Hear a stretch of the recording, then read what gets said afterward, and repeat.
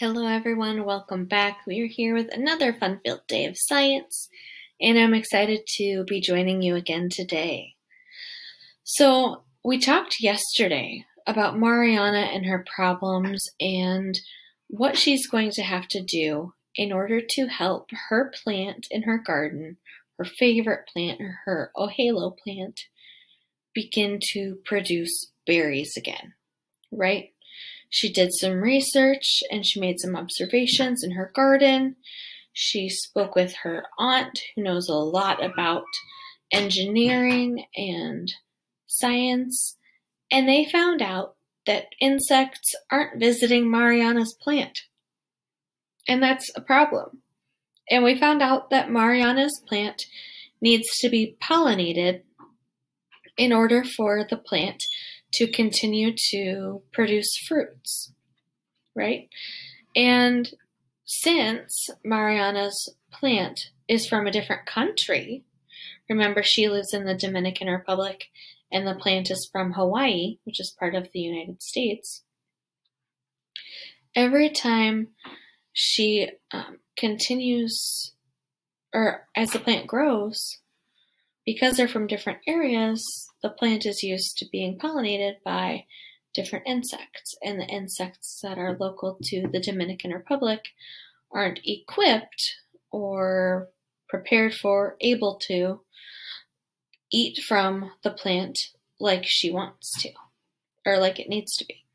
Okay, so what Mariana and her aunt talked about is how Mariana is going to have to help pollinate her own plant.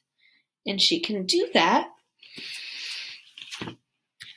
by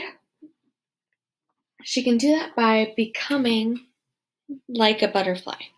She can create or build a pollinator. Sorry, I'm painting a picture for you.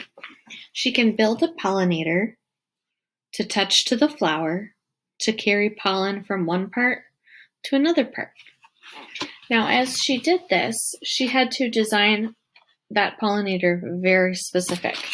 So first, this is a pollinator Tia Letty had. Look at how big the pom-pom is.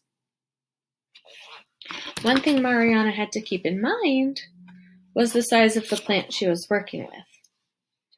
And her plant had very small flowers, so she had to use a smaller pom-pom in order to be able to get inside the flower. And then once she's able to get inside the flower, she was able to get to the pollen to move it to another flower so that the plant can begin producing fruit again. Now today, what you're going to do is you're going to design your own pollinators. Now, you're probably wondering, how can we do that? How can we create our own pollinators? Well, in Seesaw, you may have seen some photos of different flowers, right?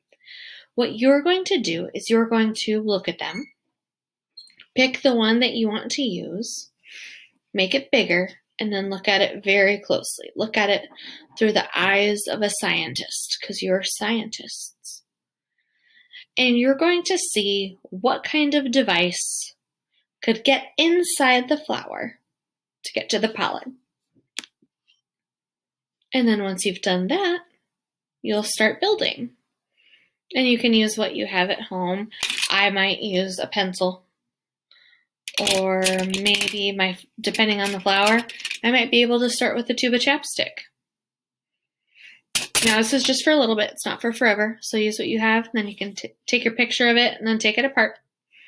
But you also have to think about what is on the end of your pollinator. Mariana and her aunt used pom-poms because pom-poms were really good at picking up things like dust and then still dropping it back off again on the next flower. That's something you need to think about too. I think we can do this. I bet you can design your own pollinator. So the photos of the flowers are in Seesaw, and you have as much time as you need until we come back to design a pollinator. Okay? I hope you have a wonderful day, a wonderful winter break, and I can't wait to see you all when we return. See you then. Bye, everyone.